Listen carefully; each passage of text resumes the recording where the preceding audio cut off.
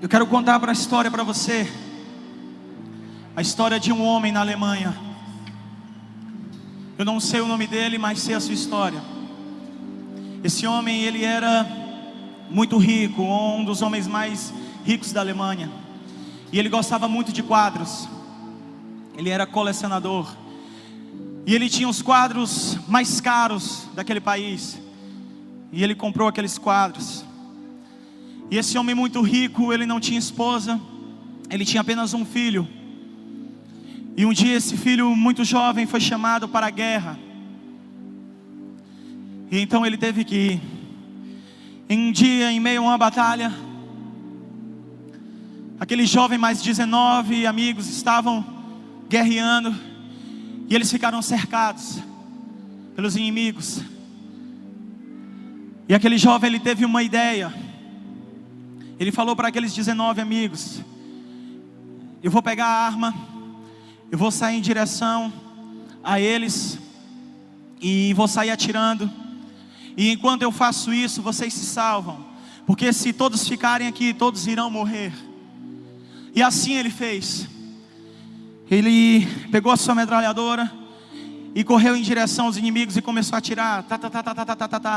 E quando os inimigos viram aquilo, começaram a fuzilar ele. E enquanto ele era morto, enquanto ele dava vida pelos seus amigos, os seus amigos fugiram. Quando esses amigos chegaram, depois acabou a guerra, eles pegaram a foto daquele jovem, a foto do alistamento, e foram de volta para a Alemanha. E lá existiam muitos pintores de esquina, como esses filmes que a gente vê. E ali eles deram aquela foto para aquele pintor e disse: por favor, nos faça um quadro dessa foto. E aquele pintor de esquina, ele começou a pintar, foi pintando. Terminou o quadro, deu para aqueles 19 jovens. E aqueles 19 jovens chegaram na casa desse homem rico. Bateram a campainha, ele abriu. E eles falaram: olha, o senhor não nos conhece, mas nós estamos aqui hoje por causa do sacrifício do seu filho. E nada pode sarar essa dor, essa perda, mas nós queremos entregar esse quadro de presente. E aquele homem, quando pegou aquele quadro com a foto do seu filho, ele começou a chorar, a chorar e a chorar. Então os jovens foram embora. Esse senhor pegou o quadro, tirou o quadro mais valioso do lugar especial e botou a foto do seu filho. E o resto da sua vida, durante todos os dias, ele sentava em frente àquele quadro e ele começava a chorar. Um dia esse homem morreu. Só que antes de morrer ele deixou um testamento. Ele falou no testamento assim: estou fazendo isso por amor ao meu país. E eu quero que todo o meu dinheiro, toda a minha fortuna seja investida na Alemanha para que ela seja restaurada. E ele falou no seu testamento que era para fazer um leilão dos seus quadros. E então foi marcado o leilão. E todos os quadros, os melhores quadros, os mais caros da Alemanha estavam lá. Mas o leilão se iniciou com um quadro chamado O Filho. E o leiloeiro falou assim: vamos iniciar o leilão. E o primeiro quadro a ser leiloado essa noite é esse quadro, O Filho. E as pessoas que estavam ali interessadas para comprar aquele quadro falaram: não, nós não queremos esse quadro. Nós não viemos para cá por causa de uma peça vagabunda dessa. Nós queremos os melhores, os mais caros, aqueles bons que ele tem guardado aí. Nós não queremos esse.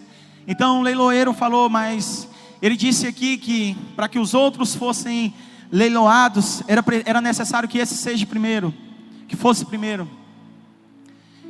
Então ele começou: quem dá R$1.000, por exemplo? E ninguém deu. Quem dá 800? Ninguém deu. Quem dá 600? Ninguém deu. Quem dá 500? Um gritou lá de trás: nós não queremos essa porcaria não. E assim ele foi de 300, 200, 150, até que chegou no valor mínimo, R$10. E ele falou assim: quem quer esse quadro por R$10? E de repente um velhinho lá atrás se levanta: eu quero esse. E ele foi lá, pagou os R$10. E naquele tempo, o leilão você pagava e já saía com o quadro na mão. Ele recebeu o quadro e disse assim: queridos, eu era o jardineiro desse Senhor. Eu trabalhei a minha vida inteira para Ele. E todos os dias eu vi o meu Senhor sentado de frente para esse quadro, chorando, todos os dias. E eu não sou rico, eu não tenho dinheiro, mas como baixou o preço, eu vou poder comprar, e eu vou comprar para honrar a memória do meu patrão.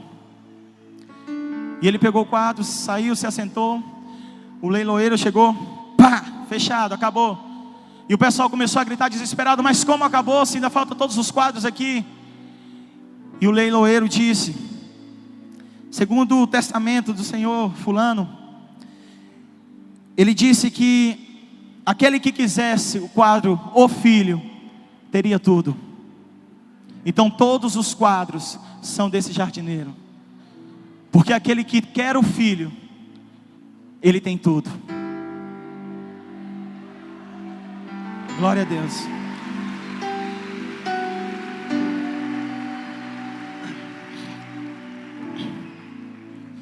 E esse é o objetivo dessa conferência. Como eu falei para você, eu não sou bom de mensagem, não sei qual é a do Espírito Santo. Quando o pastor falou esse tema, eu já pensei logo: vixe, esse ano eu estou fora. Mas por quê? Não vá se escandalizar nem vá embora. Mas quando ele falou sobre desejar aquele que vem, eu sou muito 880, eu sempre fui assim. Eu comecei a imaginar: cara, eu não desejo Jesus dessa forma. Eu não amo Jesus a esse ponto. Eu não desejo o Filho acima de todas as coisas. Claro, eu estou com o Senhor, estou nessa caminhada.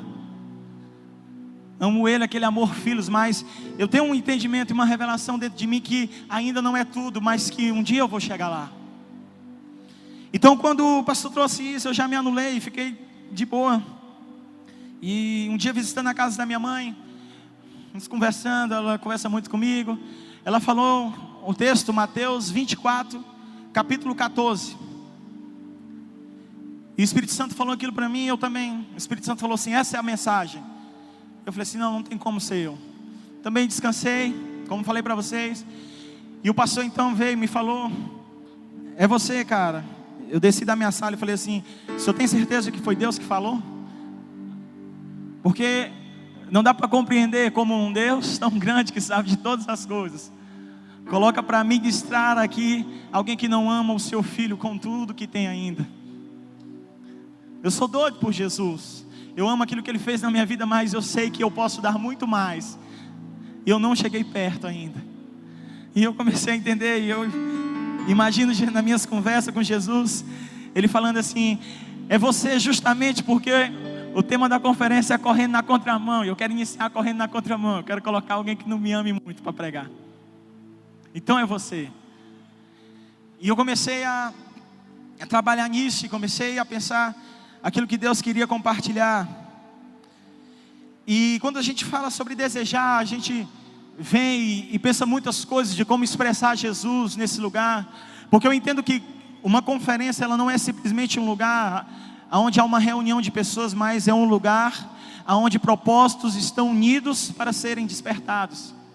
Então eu entendo que é uma responsabilidade muito grande estar aqui hoje, liberando algo para você. Então eu vim para cá com muito temor, e sei que todos que vão vir aqui vão estar com muito temor. Mas foi isso que Deus ministrou ao meu coração. Eu: Senhor, será que o Senhor não quer algo mais bonito, algo mais romântico? E Jesus falou comigo no quintal de uma casa. Ele disse: Júnior, João Batista não foi romântico. Ele apenas falou: arrependa-se e virá alguém que é maior do que eu. Você só precisa dizer isso: arrependa-se e virá alguém maior do que você. E o nosso texto usado para essa noite, para aquilo que Deus vai falar aos nossos corações, é justamente esse, Mateus 24, 14. E eu quero ler para você. E este evangelho do reino será pregado em todo o mundo, em testemunho a todas as nações, vírgula, então virá o fim. Esse termo usado, então virá o fim, no grego significa telos. No grego é telos, e isso significa meta conclusão, objetivo, realização. Então não tem nada a ver com o fim do mundo, mas com a volta de Jesus. Eu sei que quando a gente lê esse texto, a gente pensa, e então virá o fim, vai vir algo, fogo vai descer, nós vamos subir. Mas Mateus, quando escreveu isso, ele escreveu nesse sentido, na palavra telos, como se a meta fosse alcançada, como se algo fosse concluído, o objetivo realizado. E eu pergunto para você, qual é o maior objetivo do Evangelho? É trazer o Filho de Deus, é ministrar o Filho de Deus, é falar de Jesus. Então Mateus estava falando, quando este Evangelho do Reino for pregado, Jesus então voltará. Só que eu não quero falar hoje sobre missões. Eu sei que isso é o que queima mais no coração de Deus, mas eu quero centralizar o Filho de Deus nesse versículo. E lendo esse texto, a gente entende que para Jesus voltar, esse evangelho, ele precisa ser pregado, ele precisa ser anunciado. E eu só posso pregar, e eu só posso anunciar aquilo que faz parte de mim, aquilo que é uma verdade na minha vida. Eu lembro a história de um garoto, que um dia caminhando com o seu discípulo falou, eu gosto muito de ouvir você falar de Jesus, porque quando você fala, eu consigo ver verdade, eu consigo olhar para você e fico impulsionado a viver isso. Então, para que esse Jesus volte, para que esse significado desejando seja uma realidade, precisa ser anunciado, e precisa ser vivido por aqueles que anunciam. A Jocum, ela tem um tema muito interessante, ela fala sobre conhecer a Deus e fazê-lo conhecido. E um dia eu ouvi na pastora Tânia pregar, foi minha pastora na África, ela disse assim, a minha maior mensagem, a maior mensagem que o cristão pode ter, é a sua vida. Porque quando as pessoas olharem para a sua vida, ela precisa olhar para você e ver Jesus. Então, quando Mateus fala, este evangelho do reino, que evangelho é esse que precisa ser pregado para todas as nações? Que mensagem é essa? A mensagem nada mais é do que amar Jesus, conhecer Jesus e desejar Jesus acima de todas as coisas. Essa é a mensagem do reino de Deus. Essa é a mensagem, esse é o evangelho. É conhecer Jesus, é amar Jesus, é desejar Jesus. Essa é a minha função e a sua função. Um dia Jesus, cercado pelos fariseus, eles questionaram Jesus, aonde está o reino dos céus? Lucas 17, 20 e 21. E Jesus falou para eles, olha, o reino dos céus, ele não está ali, nem ali, nem ali. O reino dos céus, ele está dentro de cada um de nós. Jesus estava dizendo que o reino dos céus não era coisas, não era lugares, não era manifestações. Isso acompanha, esses são sinais, mas esse não é o reino dos céus. Jesus falou que o reino dos céus é o que estava dentro de nós, porque eu entendo que ele estava querendo dizer algo para os fariseus, olha, o reino dos céus não é isso que vocês veem externamente, mas o reino dos céus é quando uma pessoa dentro do seu coração tem apenas um rei, e esse rei sou eu. Isso é o reino dos céus. Isso é o reino dos céus. É por isso que o meu Jesus, ele não está preocupado com as luzes, com esse lugar, com o som. Ele está preocupado é se o reino dos céus está aqui dentro. É se o seu coração existe apenas um rei que é dono e um rei que governa. Então a mensagem do reino é simplesmente essa, é amá-lo acima de todas as coisas. E a Bíblia diz, Jesus falou isso, que a boca ela sempre vai falar daquilo que o coração está cheio. Então se o meu coração está cheio de Jesus, é essa fonte que vai jorrar para fora. É esse Jesus que vai ser manifestado para fora. É esse Jesus que vai ser a minha realidade. Mas se a gente lê esse texto e vê, quando esse evangelho do reino for pregado, nos dá a entender, ou pelo menos me dá a entender, que existiria um outro evangelho. Que existiria um outro evangelho que seria anunciado e vivido. Um outro evangelho, aonde Jesus não fosse o rei, e aonde Jesus não fosse o centro de todas as coisas. E se nós pararmos para analisar, se nós pararmos para pensar, essa tem sido a realidade desse tempo. Infelizmente, eu não estou querendo criar uma nova ideia aqui, mas raciocina comigo. Se nós pararmos para analisar, hoje em dia temos o Evangelho de Cristo, onde Ele é tudo, onde Ele é o centro, onde Ele é desejado, onde Ele é amado. Mas temos um Evangelho onde muitos vivem, e Ele não é o rei, Ele não é o centro de tudo.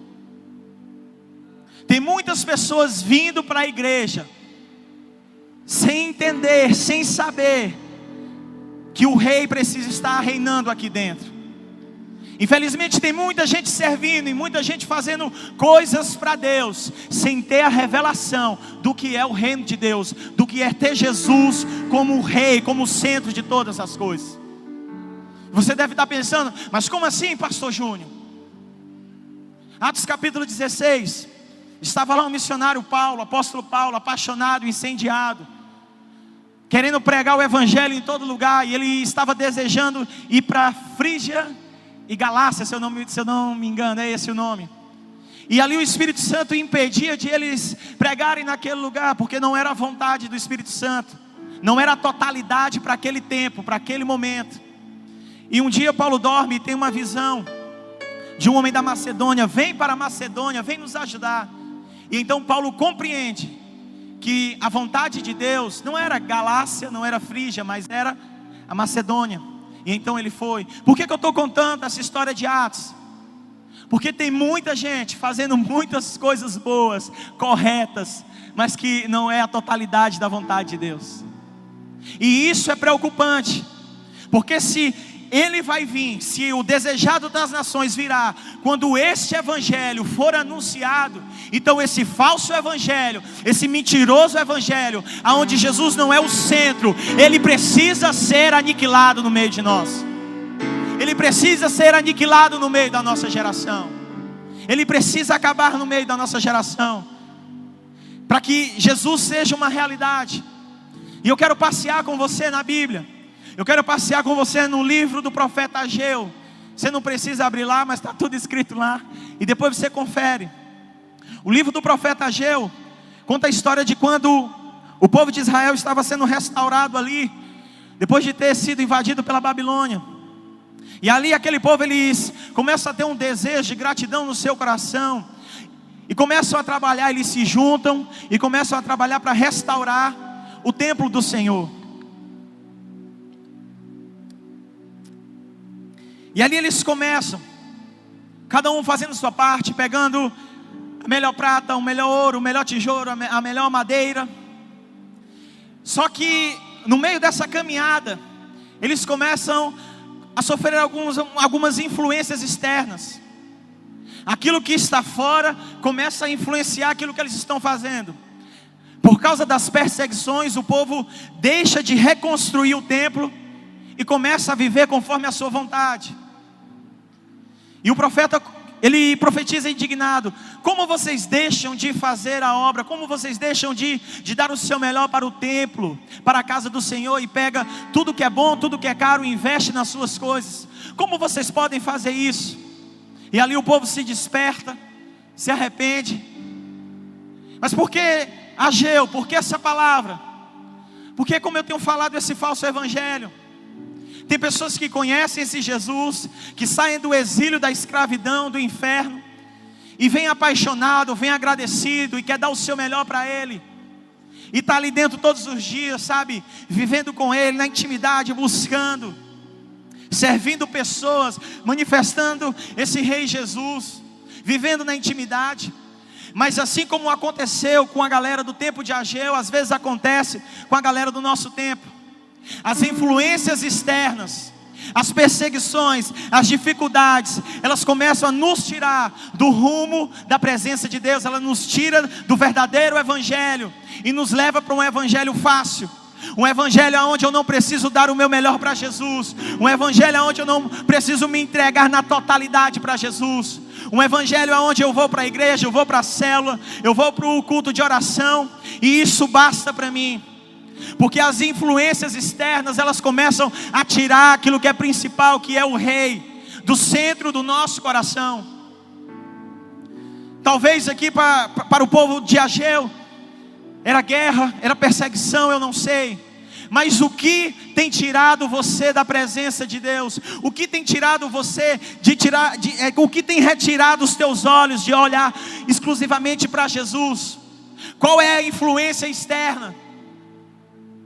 Eu estava sendo muito legal na Aliança Tinha esses dias, esse ano, pregando, não, você vem para Deus, Jesus te ama e faz isso. Você vai, não precisa, vai estudar. Você que nasceu para estudar, você que não nasceu, vai fazer a obra de Deus. Eu estava falando muitas coisas tipo assim, não, fique, não precisa amar com a totalidade. Não que eu estava pregando dessa forma, mas eu estava dizendo para eles, dá para você conciliar as coisas. E um dia o Espírito Santo falou para mim assim, cara, você não pode pregar assim. Você não pode pregar para eles com medo daquilo que os pais deles vão falar ao seu respeito. Você não pode ficar com medo daquilo que vão falar ao seu respeito. Se os filhos chegarem nas suas casas e disserem, pai, eu queria ser médico, mas hoje eu não quero mais ser médico, eu quero esse reino dentro de mim, eu quero servir esse rei. E Jesus começou a falar isso comigo. Então nessa noite eu não quero alisar você.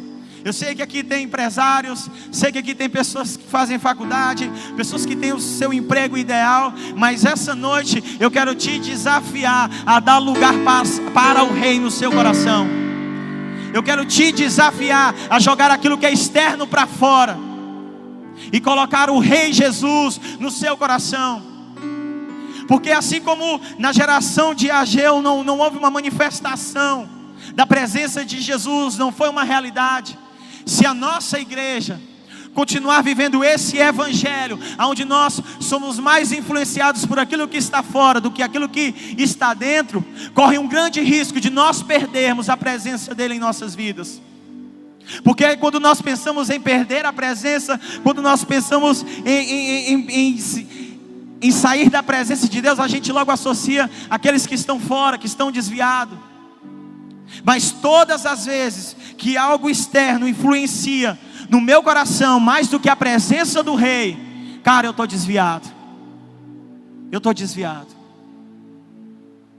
E a nossa geração não pode ser uma geração que vive dois evangelhos, cara.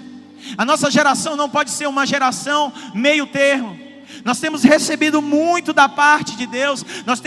Nós temos conhecido Jesus de uma forma como nós nunca conhecemos antes. Jesus tem usado homens, mulheres, tem liberado canções, palavras, revelando, sabe, a si mesmo para nós.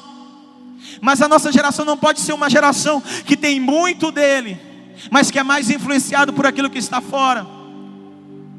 Tem uma geração que está fazendo escolhas para a sua vida. Escute isso. Tem uma geração que está fazendo escolhas, projetos baseado na influência de fora, mais do que a influência do reino, que é Jesus.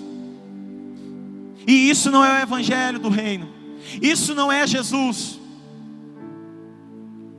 E nós não fomos chamados para isso. Eu sei que você saiu da sua cidade, você daqui de Imperatriz saiu da sua casa e pensou, é a conferência, vamos lá.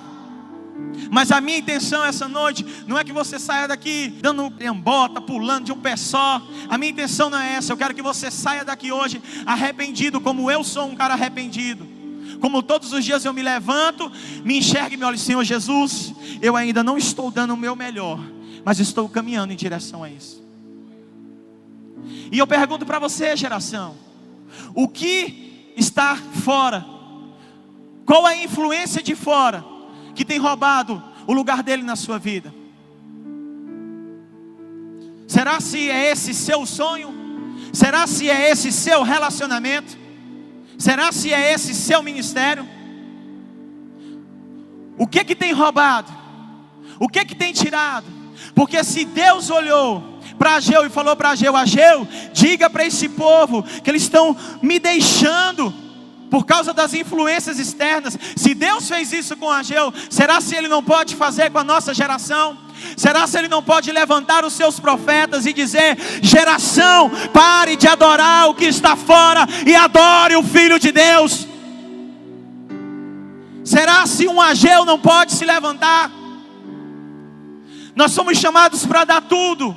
Nós somos chamados para tudo. Emprego, faculdade, relacionamento vem em segundo plano. O nosso tudo é esse reino, o nosso tudo é essa mensagem, e essa mensagem é Jesus. Isso é o nosso tudo. As nossas escolhas têm que ser baseadas nisso. O seu relacionamento, a pessoa que você vai casar, tem que ser baseada nisso. A sua faculdade tem que ser baseada nisso. Jesus precisa ser o centro de tudo. A gente não pode ser essa geração acomodada, que come, que bebe, que recebe aos domingos e sábados, mas que quando chega a segunda-feira, prefere o que está fora, prefere o que está no mundo. Não é por isso que eu tenho clamado. Eu tenho pedido que a minha geração seja a geração do avivamento, a geração onde Deus vai completar a sua boa obra, a geração onde Jesus irá realmente ser manifestado. Mas infelizmente, existe esse outro evangelho, aonde eu posso negociar, aonde eu posso ter duas coisas. Cara, esse não é o evangelho do reino. Com ele, ou é tudo, ou é nada. Ou é tudo, ou é nada. Porque quando ele atravessou a vida dos discípulos, no livro de Lucas fala, e quando Jesus os chamou, eles deixaram tudo. Ou é tudo, ou é nada. Ou é tudo, ou é nada. Ou é tudo, ou é nada. Ou é tudo, ou é nada. Ou é tudo, ou é nada. Essa não é a geração que vai negociar. Essa é a geração que vai andar de braços dados com o Cordeiro de Deus. Essa é a minha geração. Essa é a minha geração. Mas esse evangelho é mentiroso, cara. Esse evangelho que tem sido anunciado, ele tem estragado os sonhos de Deus. Ele tem estragado os propósitos. Esse falso evangelho. Outra coisa que esse falso evangelho faz, ele tem feito com que muitas pessoas se prostituem com aquilo que receberam do Cordeiro. Esse falso evangelho da atualidade, cara, ele tem feito isso. Ele tem feito muita gente se prostituir. Muita gente que recebe os dons do Filho e se apaixonam pelos dons e não pelo Filho. Misericórdia, cara. Infelizmente tem acontecido isso. E esse não é o evangelho do reino, aquele que vai trazer o Filho de volta. Esse não é. Ezequiel capítulo 16, versículo 8 ao 15, eu vou ler para você. Mais tarde, quando passei de novo por perto, olhei para você e vi que já tinha idade suficiente para amar. Então estendi a minha capa sobre você e cobri a sua nudez. Fiz um juramento e estabeleci uma aliança com você, palavra do soberano Senhor, e você se tornou minha. Eu lhe dei banho com água, eu a lavei, limpei o seu sangue e a perfumei. Coloquei um vestido bordado e sandálias de couro. Eu a vesti de linho fino e a cobri com roupas caras. Adornei-a com joias, pus braceletes em seus braços e uma gargantilha em torno do seu pescoço. Dei-lhe um pendente, pus brincos em suas orelhas e uma linda coroa em sua cabeça. Assim você foi adornada com ouro e prata. Suas roupas eram de linho fino, tecido caro, pano bordado. Sua comida era a melhor farinha, mel, azeite de oliva. Você se tornou muito linda e uma rainha. Sua fama se espalhou entre as nações por causa da sua beleza, porque o esplendor que eu lhe dera tornou perfeita a sua beleza. Palavra do Senhor. Mas você confiou em sua beleza e usou a sua fama para se tornar uma prostituta. Você concedeu os seus favores a todos os que passaram por perto, e a sua beleza se tornou deles. Essa palavra é muito forte, mas infelizmente isso tem sido uma realidade. Eu quero viajar com você no livro de Esther, para respaldar isso que eu estou falando. Eu sei que quando falamos de Esther, você já pensa Assuero, Esther e tal. Mas eu quero um personagem hoje, Vasti. Ela é a personagem escolhida para essa noite. Sabe por quê? Porque Vasti se prostituiu com a beleza. Ela se prostituiu com aquilo que ela conseguiu por causa do rei. O nome Assuero significa leão rei, herói entre dominadores. E eu pergunto para você, quem é o leão da tribo de Judá? Jesus. Quem nos livrou do domínio de Satanás? Jesus. Vasti significa beleza em comum. E o que nos fala Ezequiel 16? De uma mulher que estava dominada pelas trevas, que estava perdida, mas que um dia o rei a encontrou, mudou a sua história, restaurou, curou as suas feridas e lhe deu uma identidade, lhe pôs beleza. Infelizmente, a minha geração está vivendo esse evangelho, cara. Um evangelho onde o rei me toma em seus braços, aonde o Filho de Deus me livra dos dominadores. E depois que eu estou sarado e curado, eu pego os seus dons, eu pego a sua beleza, e isso se torna mais importante na minha vida. Sabe por quê? Porque no livro de Esther, Assuero estava fazendo uma grande festa, e você sabe disso. Eu até estava pensando, eu acho que eu não vou pregar nada que você nunca ouviu.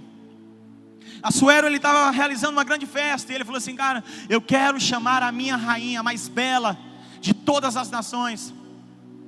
E a história você sabe, Vasti não foi na presença do rei, porque era bela. Aquilo que ela conseguiu, por causa do rei, tirou o rei do seu coração. Tem uma geração se prostituindo, tem uma geração negociando. Eu sei que tem muitos ministérios aí embaixo, eu sei que tem muitas pessoas com vários projetos, mas você precisa entender que esse evangelho não pode ser uma realidade na sua vida. O que precisa ser é a presença do rei.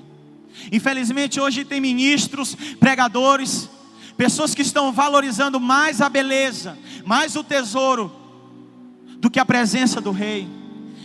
E quando isso acontece, nós estamos desviados do evangelho do reino de Deus. Nós estamos desviados da presença de Jesus. Tem uma geração que vem desesperada, ferida, que ninguém quer. E assim como Deus, assim como Vasti foi abraçada, muitos são abraçados e têm negociado. Muitos têm planejado e têm amado mais isso do que o rei. E o que mais a gente vê hoje são pessoas cobrando cachês caros, absurdos, para liberar aquilo que Deus entregou para a sua vida. O que mais a gente vê são músicos, artistas, pregadores se corrompendo, porque se esqueceram daquele dia em que estavam jogadas, e a única pessoa que se dispôs a restaurar elas foi o rei. E eu vou pegar pesado mesmo, porque eu falei para Jesus: Jesus, eu não quero mais palavrazinhas só para sábado à tarde, eu quero palavra para uma nação. E essa é a palavra para a minha nação, porque eu sei que você vai em lugares que eu não vou. Eu sei que essa mensagem vai em lugares que eu não vou. E esse é o recado que eu quero dar. Esses que estão se prostituindo com aquilo que o rei deu, cara, estão perdendo aquilo que é mais importante, que é a sua presença. Sabe por quê?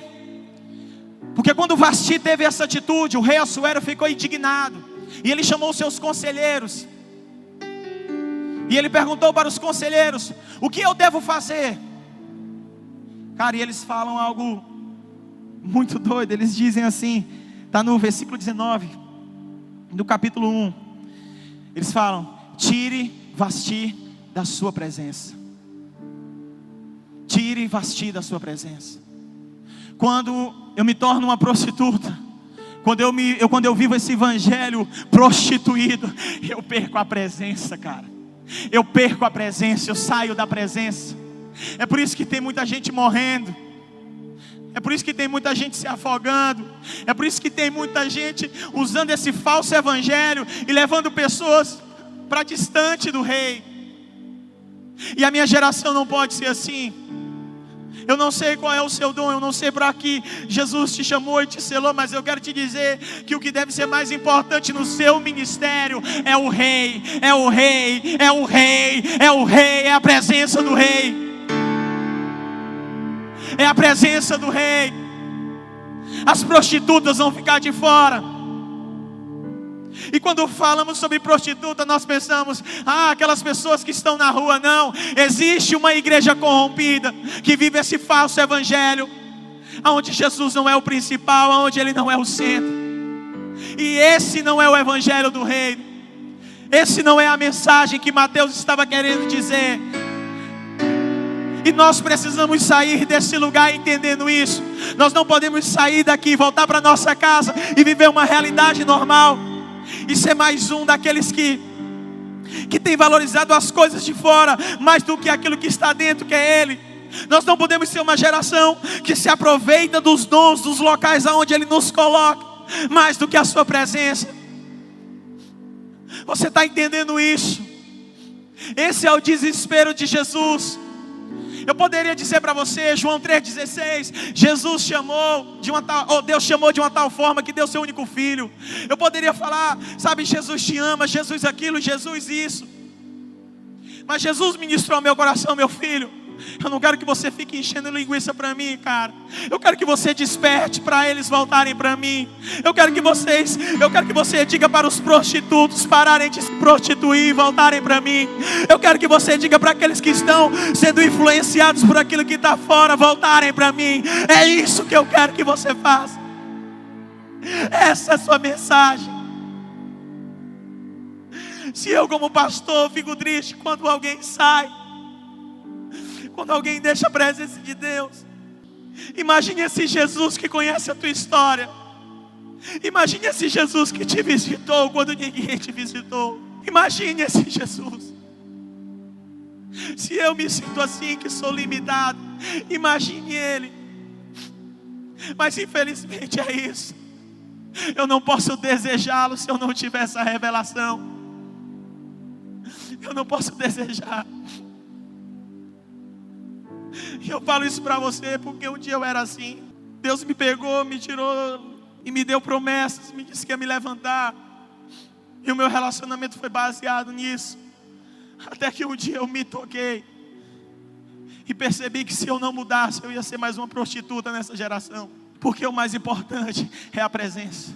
Sempre será a presença dEle, sempre será a presença dEle.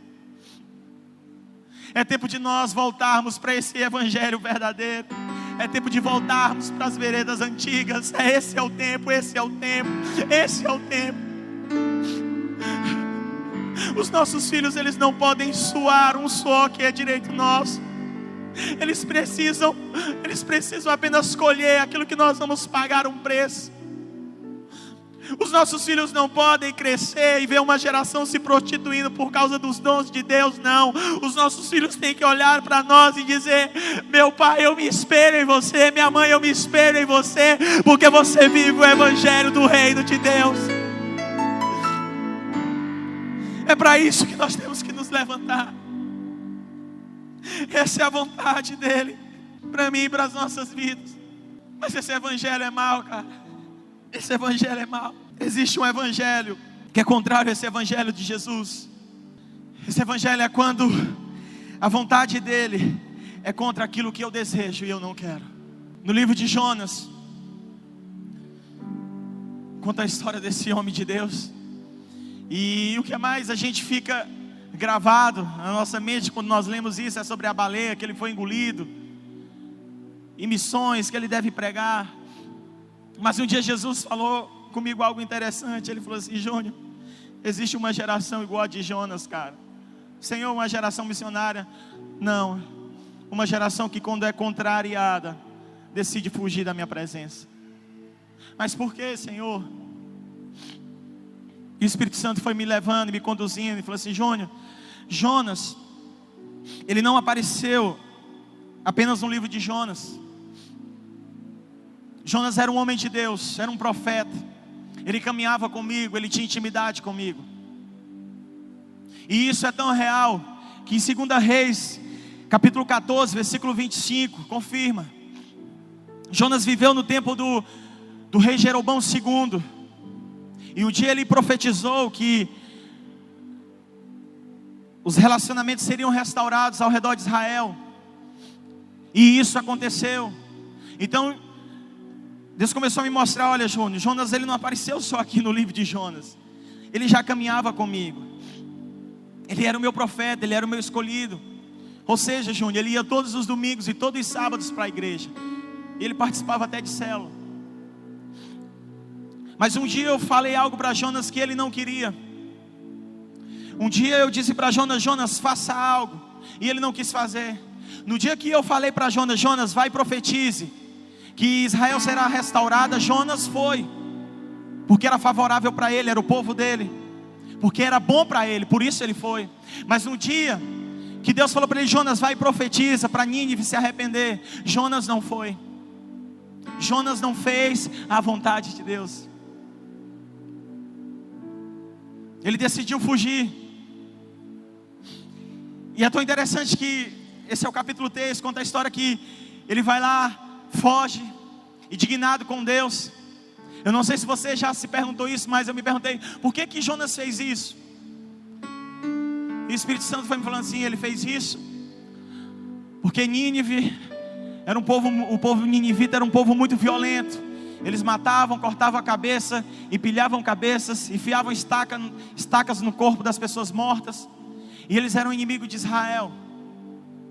Por isso Jonas se indignou, porque ele não compreendia como Deus queria restaurar uma nação ruim, inimiga da sua nação, e ele não restaurava Israel. E aí é que entra aquela parte de Isaías, capítulo 55. Os meus pensamentos não são como os seus pensamentos, e eu não ajo como você age. Eles são mais altos. Só que Jonas ele não compreendia isso. E como ele não compreendia, ele fugiu. E às vezes é isso que tem acontecido no meio da minha geração. A minha geração é profeta, a minha geração é homem e mulher de Deus para andar com Ele, enquanto Ele usa para aquilo que é favorável a mim, a pessoa. Mas no dia que Ele pede algo que é contrário à minha vontade, eu decido sair.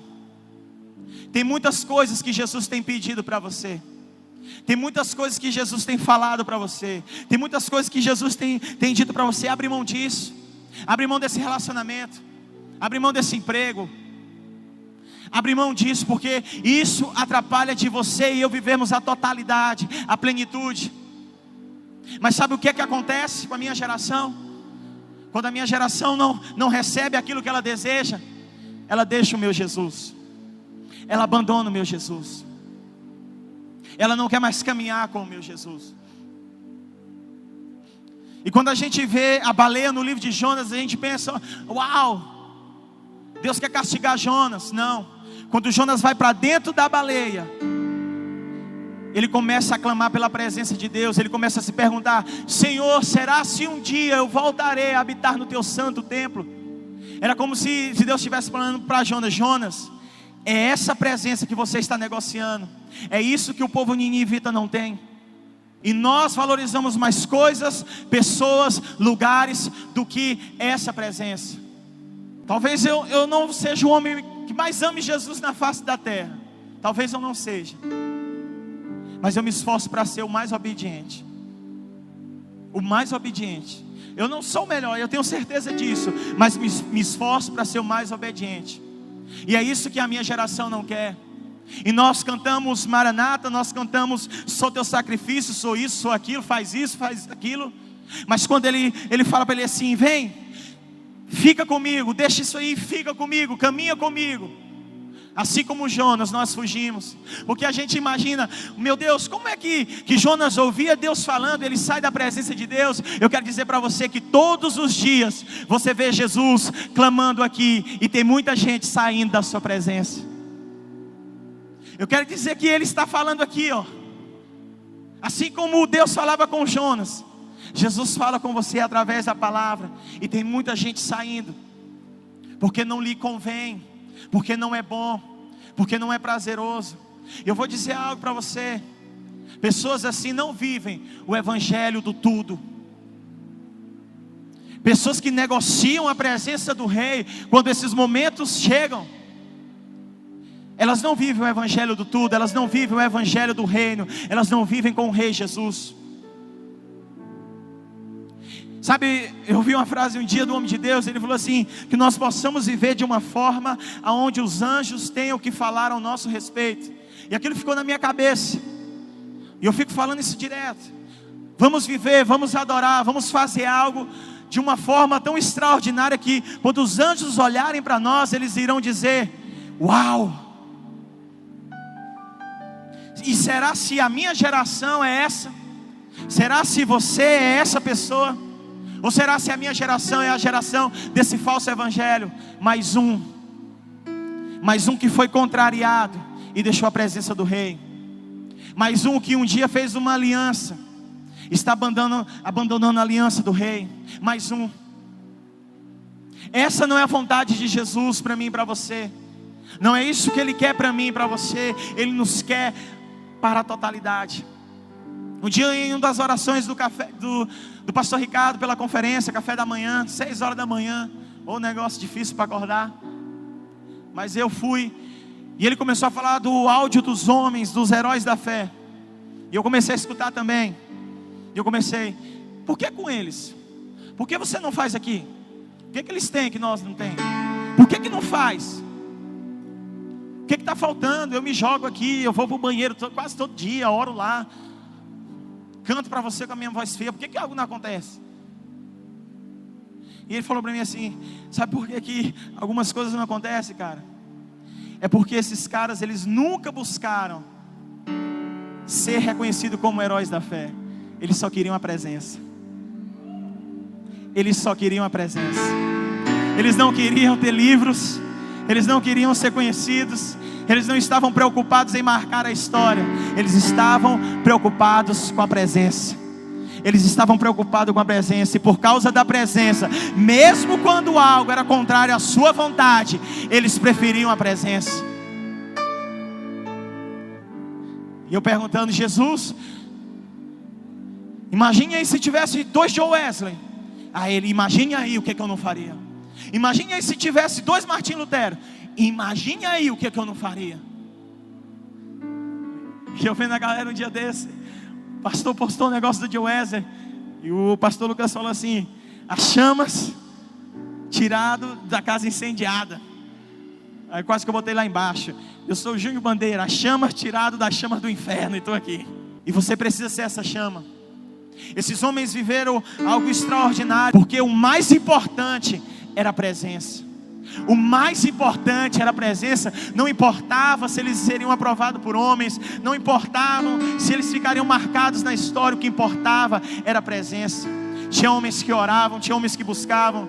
Teve homens que passaram 12 anos na cadeia, presos, sem ver a sua família, seus filhos, porque mais importante era a presença.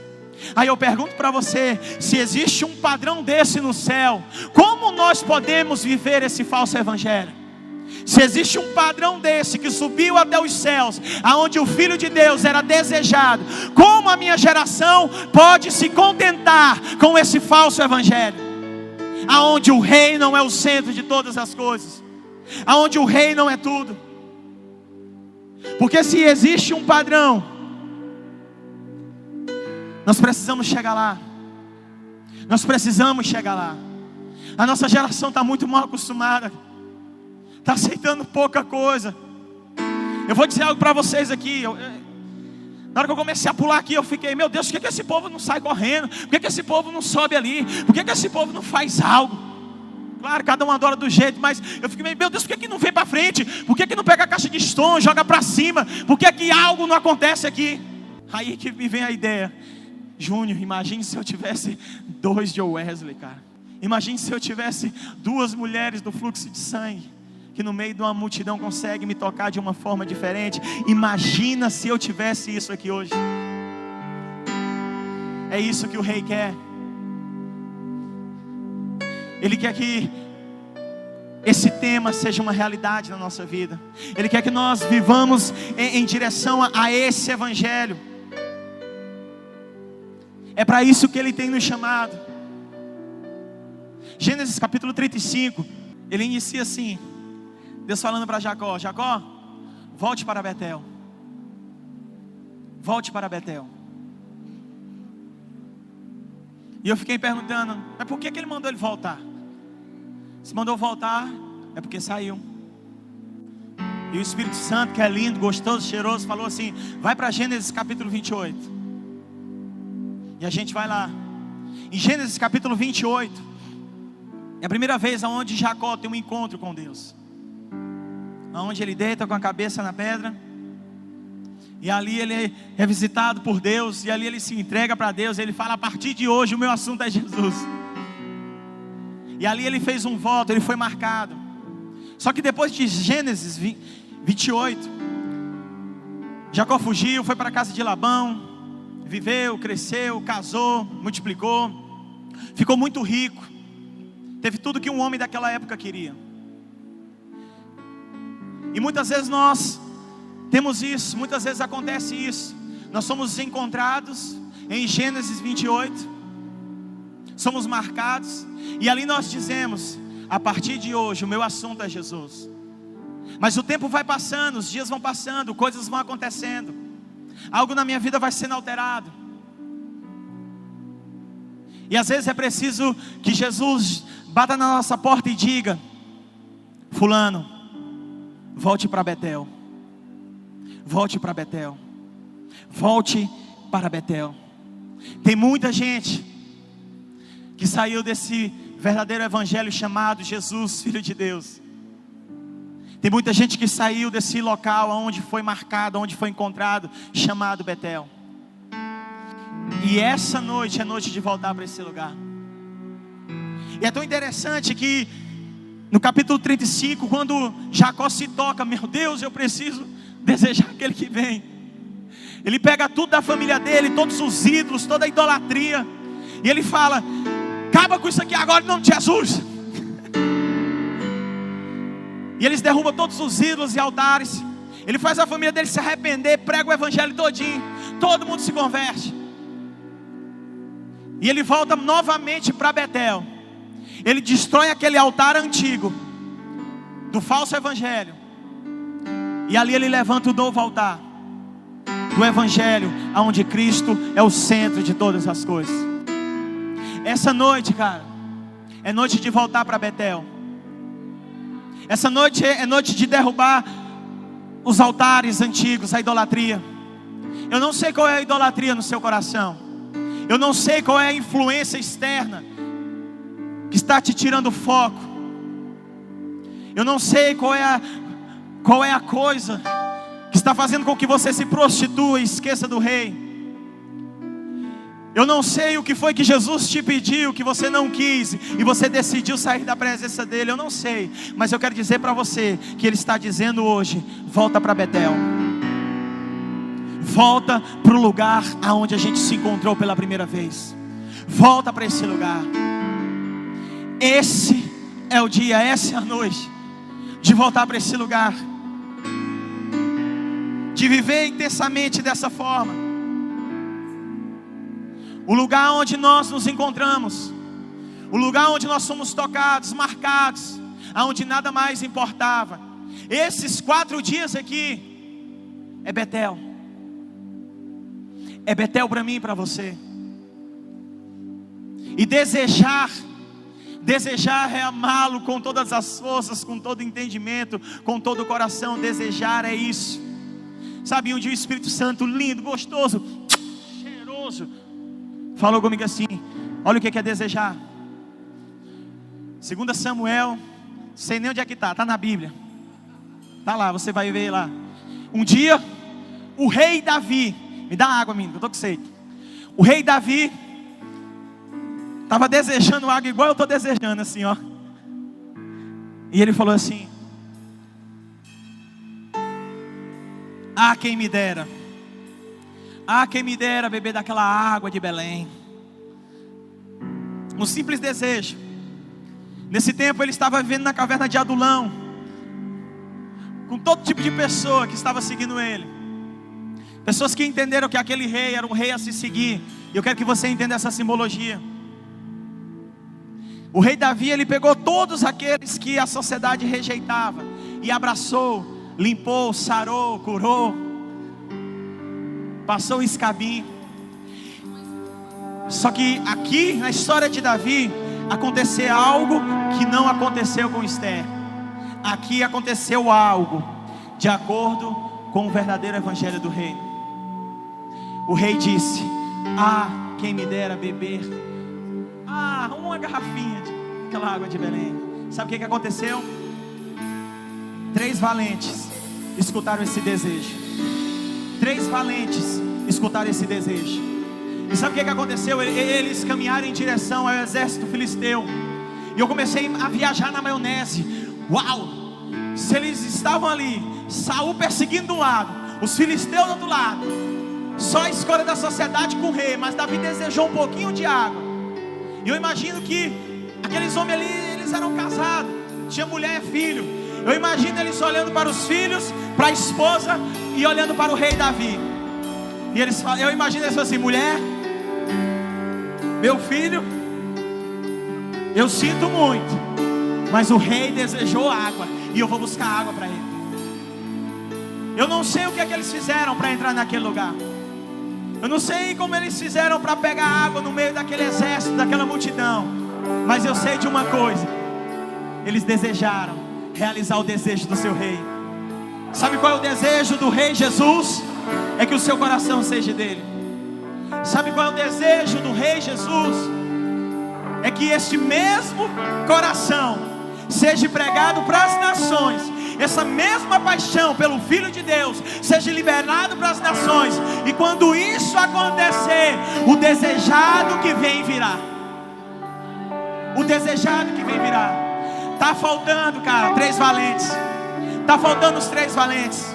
Tá faltando 3 valentes nessa geração. Tá faltando aqueles valentes onde eles vão olhar: esposa, eu amo a sua chapinha, mas eu quero dizer para você, eu estou vivendo em direção a fazer a vontade daquele que eu desejo. Está faltando isso na minha geração. Pessoas que realmente desejam, pessoas que não se prostituem, pessoas que não são influenciadas, pessoas que não estão preocupadas em viver algo. Creio. Brasil, nação brasileira, eu quero dizer algo para você. É aqui em Imperatriz do Maranhão. Jesus está voltando. Jesus está voltando. Jesus está voltando para buscar uma noiva apaixonada.